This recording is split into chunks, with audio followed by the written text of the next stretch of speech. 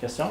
Moi, je voudrais placer une chose. Ouais. C'est qu'on avait le papier pour les questions et on avait vu que pour la question de 1 à 10, il y avait des critères de valeur. Mhm. Et est-ce que le critère de valeur, c'est un métaprogramme? Parce que c'est écrit ici, critère de valeur, puis métaprogramme de motivation, Alors, puis OK, donc, ça m'a... on en avait parlé la dernière fois, mais je vais y répondre à nouveau parce que je peux comprendre. Mais j'avais écrit pas mal de choses. Oui, C'est qu'on respecte les mots de la personne, Oui. choisir les mots-clés. Donc, pour pouvoir identifier des métaprogrammes, Oui. on doit partir souvent à partir de valeurs, ce qui est important pour la personne. Et on a vu dans les classifications que si on prend par exemple le profil Lab, qui a été développé par Berries et même ensuite par Sheryl Sharvey, c'est que dans la classification, ils vont carrément mettre la notion de critère. Fait que quelqu'un pourrait dire, oui, mais c'est pas un métaprogramme, c'est une valeur. On l'inclut dans les métaprogrammes parce que à partir des critères, on va pouvoir ensuite voir comment la personne, dans quelle direction elle va. C'est une première référence parce que si la personne ne dit pas qu'est-ce qui est important pour elle, on travaille avec quoi? Fait qu'au départ, ça nous prend des critères. Sur quel terrain on est en train de travailler? Donc, ça fait partie des éléments dont on a besoin. Si je prends dans l'exemple du profil Lab, le Lab Profile, mettons, on est dans le domaine professionnel, la personne, on lui demande qu'est-ce qui est important pour vous, qu'est-ce qui vous motive? Elle nous nomme automatiquement des valeurs. Mm-hmm. Et à partir de là, on va pouvoir voir si ce qui motive, c'est de faire le moins d'erreurs possible. Ah, ça ressemble à du éloigné d'eux. Ou c'est d'avoir un niveau de performance optimal. Puis là, on peut reposer d'autres questions pour voir. Donc, effectivement, c'est une valeur, mais c'est tellement important qu'il l'inclut dans le système de métaprogramme pour qu'on puisse travailler quand parce que on pourrait avoir de manière purement conceptuelle, ce sont des métaprogrammes, mais si on veut en faire une application concrète, et c'est ce qu'on a fait la dernière fois, ça nous prend des critères, ce qui est un autre terme pour dire des valeurs. Donc, c'est pour ça que je vous avais permis, dans les 10 premiers, de faire ressortir des valeurs, puis même selon les contextes. Ah, on peut dire que c'est une cueillette d'informations. Ah oui, c'est ce que vous aviez fait la dernière fois. Donc, quand vous avez répondu au questionnaire, on a fait une cueillette d'informations, puis après ça, on a pigé là-dedans pour que vous puissiez commencer à voir concrètement comment on applique les métaprogrammes. Parce qu'on pourrait dire, ben c'est bien intéressant, puis je vous avais même cité un extrait du livre Le plein pouvoir des mots de Sheryl Sharvey, où elle-même l'avait appris, puis au bout d'un an et demi, elle ne savait pas quoi faire avec les métaprogrammes. C'est là qu'elle s'est intéressée au profil Lab de manière concrète, comment je peux l'appliquer. C'est ce qu'on a fait, de voir des questions, donc des contextes où on peut s'en servir. Donc déjà pour vous-même, vous avez fait le questionnaire pour vous-même, vous aviez déjà été exposé à ça dès le début. Là, on a été plus loin. Donc qui est la personne qui est en face de moi? Comment a-t-il l'information? Qu'est-ce qui la motive? Et plus vous connaissez son modèle du monde, plus ensuite vous pouvez l'aider, l'accompagner pour qu'elle puisse faciliter l'atteinte de ses objectifs. C'est ça l'utilité. Déjà parler son langage, mais après, c'est faciliter le changement puis atteindre les objectifs qu'elle désire. Comprendre comment elle fonctionne. Exact. C'est ça. Donc, parce que c'est très prétentieux de vouloir influencer les gens selon notre propre modèle du monde. Fait que ça nous permet de comprendre quel est son modèle et ensuite parler dans sa langue et l'influencer, la motiver dans sa langue, dans son modèle du monde. Donc, c'est la raison pour laquelle les 10 premiers, on avait fait ressortir les critères, qui est quand même relativement important. OK. Donc ça, c'en est un. Orientation. Éloigner d'eux, aller vers.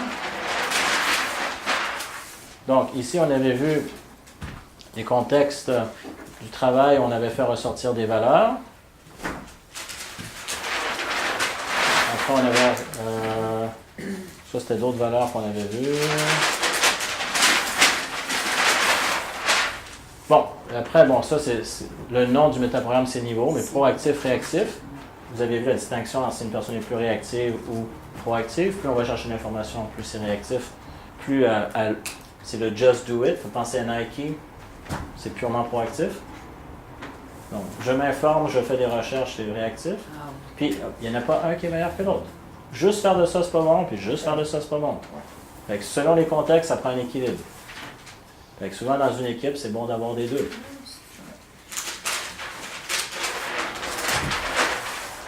Parce que, je vous le ramène à l'esprit, on a trop fait l'éloge de certains types de comportements. Parce que je ne dis pas de personnalité parce que ça change selon les contextes. Ça fait que je ne dis pas de type de personnalité, je dis de type de comportement. De dire, ouais, ça nous prend une personne qui est proactive et qui... Si la personne que vous avez, vous voulez qu'elle fasse de la vérification technique, c'est peut-être pas le profil que vous voulez. Fait que il y a différents comportements pour différents types de tâches. Bon, après on avait vu le facteur de décision, donc pareil, après ça, pour aller jusqu'à la notion de différence, donc, on avait regardé différents critères, différentes descriptions de chacun. Ensuite, le métaprogramme qu'on appelle choix, donc on parlait de procédure à option, puis souvent comment on savait que la personne, on dit pourquoi tu choisis ton dernier travail? Ah ben voilà ce qui s'est passé, puis j'étais dans telle situation, puis j'ai rencontré telle personne qui était là, elle nous explique comment. Ah, elle est en train de nous parler d'une procédure, ça c'est une manière de savoir.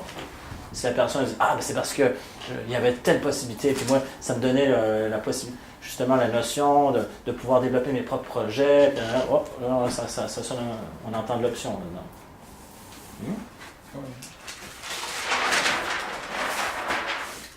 Interne, externe. Comment sais-tu que tu as fait un bon travail? Je le sais, je le sens. Parce que les gens me le disent, mon patron me le dit, mes collègues, mes clients. Et on va rester là. Il y en a un autre que je n'ai pas rajouté, mais c'était selon les modèles, c'est drôle, je pensais l'avoir marqué. Il y en a que ça va être externe, mais externe selon l'information. Ils vont regarder les résultats, les chiffres. Donc ça, c'est une autre forme d'externe. Mais bon, je l'amène à votre attention, je pensais l'avoir marqué la dernière fois. Mais que justement, parce qu'il y en a, ils vont dire, je le sais, je le sens, d'autres personnes me le valident, mais il y en a d'autres qui vont se fier aussi à... Alors, on pourrait quasiment mettre un axe différent. Ils vont se fier aux résultats, à l'information. Donc, ce n'est pas nécessairement une personne, mais ça va être les résultats. Puis il y a différents types de nomenclature pour ça, mais on pourrait dire externe information si vous voulez. Donc c'est pas externe personne, mais c'est qu'est-ce qu'ils vont mesurer. Externe quoi tu dis? Ben, externe selon l'information, c'est-à-dire résultat. Les résultats. Ouais. C'est ça. Donc je veux dire, j'ai eu un taux de réussite de 85%, ouais. Donc je suis satisfait parce que. Ouais. Donc je sais que j'ai fait un bon travail, c'est selon les normes. Ouais.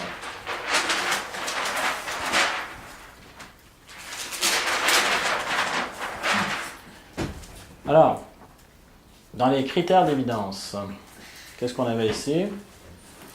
Échange, satisfaction, défense, conviction. Donc ici, on voit différents critères que vous aviez ressortis la dernière fois. Ce qui est important. Ouais. Donc, ce qui est important pour vous. Qu'est-ce qui est important pour vous? Ce sont des critères, ce sont des valeurs. Donc, échange, satisfaction, temps, après l'honnêteté. Et à partir de là, bon, ça c'était l'exemple de Cressy, c'était en visuel. Donc, le canal de conviction était visuel. Les yeux, le sourire. Il y avait l'exemple de Lucie qui était plus kinesthésique. Que bon. Yetzi, je le sens. Ouais. Cressy, il y avait la notion en termes de temps, c'était 2 semaines, ou la deuxième fois. C'est pour un service. La deuxième fois, je fais confiance. Voilà. Donc, c'est ça. Je trouvais ça bien qu'on puisse faire la démonstration, montrer que c'est pas juste de la théorie, ça s'applique. Il y a des structures qui sont là. Puis c'est drôle,